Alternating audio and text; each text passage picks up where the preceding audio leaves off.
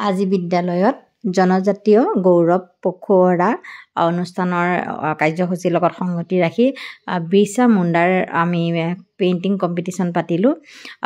এতিয়া এইখিনিতে এটা কথা কওঁ দে, এজন দুজন লোকে অৱশ্যে বুজি নাপায়, কমেণ্ট কৰে, বাইদেউ আপোনালোকে স্কুলত মোবাইল উলিয়াবলৈ সময় পায়নে? আচলতে আমাক চৰকাৰৰ ফালৰ পৰাই আদেশ আছে যে এই কম্পিটিশ্যনবোৰ আমি পাতি আমি ফটো আৰু ভিডিঅ'বোৰ তেওঁলোকলৈ ছ'চিয়েল মিডিয়াত দিয়া লিংকবোৰ পঠাব লাগে। সেয়েহে আমি অৱশ্যে এনেদৰে ভিডিঅ' বনাওঁ।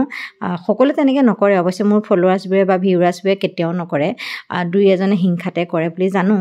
এয়া আমি আজি পাতিলোঁ আকৌ যিটো সাংস্কৃতিক অনুষ্ঠান, এই জনজাতীয় গৌৰৱ পখুৱৰাৰ আমি লগতে সংগতি ৰাখি পাতিছোঁ। জনজাতীয় গৌৰৱ পখুৱৰাটোৰ বিৰছা মুণ্ডাৰ লগত সংগতি ৰাখি পতা হৈছে। গতিকে 15 তাৰিখ আৰু 25 তাৰিখলৈ সকলো বিদ্যালয়তে এই অনুষ্ঠানসমূহ আয়োজন কৰা হৈছে। আমাৰ বিদ্যালয়তো আমি আয়োজন কৰিছোঁ। ছাত্ৰ ছাত্ৰীসকলে আমাক ফটো উঠো বুলি মাতিলে, তাকে ৰেডি হৈছোঁ। ইজনে কৈছে বাইদেউ মোৰ ড্ৰেছযোৰ ভাল লাগিছে নে, সিজনে কৈছে মই বাগৰুম্বা নাচিম।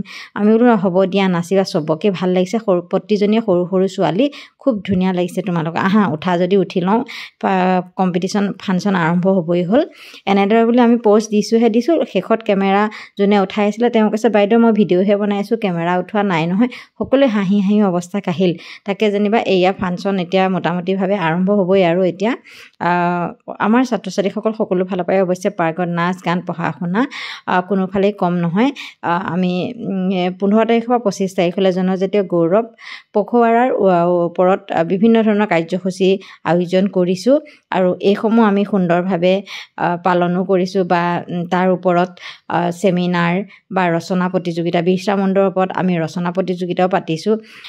বিশেষকৈ ছাত্ৰ ছাত্ৰীসকলক বিশেষকৈ বহুত আমি সহায় পাইছোঁ দেই, তেওঁলোকে সকলো ফালেই এক্সপাৰ্ট হয়।